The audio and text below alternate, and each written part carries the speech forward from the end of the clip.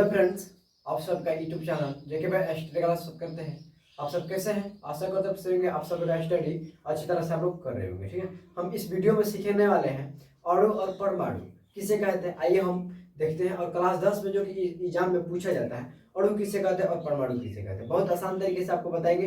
देखिए, अणु किसे कहा जाता है कि किसी भी तत्व का वह सूक्ष्म कण, ठीक है, मतलब समझिए कि किसी तत्व का वह सूक्ष्म कण जो खुली अवस्था में, ठीक है, जो खुली अवस्था में क्या करती है, में रह सकती है। जो इसके सूक्ष्म कण है जो वो खुली अवस्था में क्या कर सकती है, रह सकती है। ठीक है, परंतु रासायनिक अभिक्रिया में भाग नहीं ले सकता। रासायनिक अभिक्रिया में भाग नहीं ले सकता। ठीक है, परमाणु अणु कहता है कि किसी तत्व को वह सूक्ष्म कण जो खुली अवस्था में रह सकता है परंतु रासायनिक अभिक्रिया में भाग नहीं ले सकता।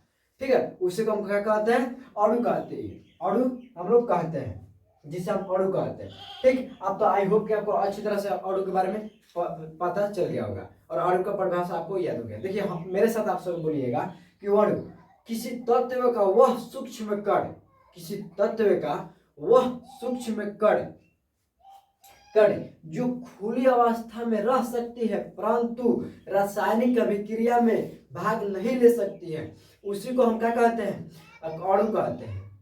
ठीक है, समझ गए। अब आइए हम लोग परमाणु देखते हैं। परमाणु किसे कहते हैं, परमाणु किसे कहते हैं, तो देखिए उसका उल्टा हो जाएगा, उसका उल्टा हो जाएगा। परमाणु किसे कहते हैं भाई, तो किसी तत्व का वह सूक्ष्म कण जो बाहर रह सकता है, क्या कि खुली अवस्था में नहीं रह सकता है। ठीक है, इसमें रह सकता था, इसका उल्टा बस डिपॉजिट कर दीजिए, उसका उल्टा।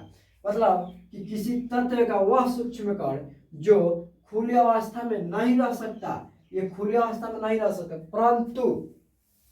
परंतु कि रासायनिक अभिक्रिया में भाग ले सकता है। ठीक है, जिसे हम क्या कहते हैं, परमाणु कहते हैं, जिसे हम परमाणु कहते हैं। ठीक है, परमाणु एक बार हम फिर आपको समझा दे रहे हैं कि किसी तत्व का वह सूक्ष्म कण, उसका डिपोजिट उल्टा हो जाएगा। वो रह सकता है, ये नहीं रह सकता। ये परंतु रासायनिक अभिक्रिया में भाग ले सकता है, वो नहीं ले सकता। उसे हम परमाणु कहते हैं। होप कि आपको अच्छी तरह से परमाणु और अणु के बारे में समझ में आ गई होगी। चलिए, अगर अच्छी लगी होगी तो चैनल जरूर सब्सक्राइब कीजिएगा।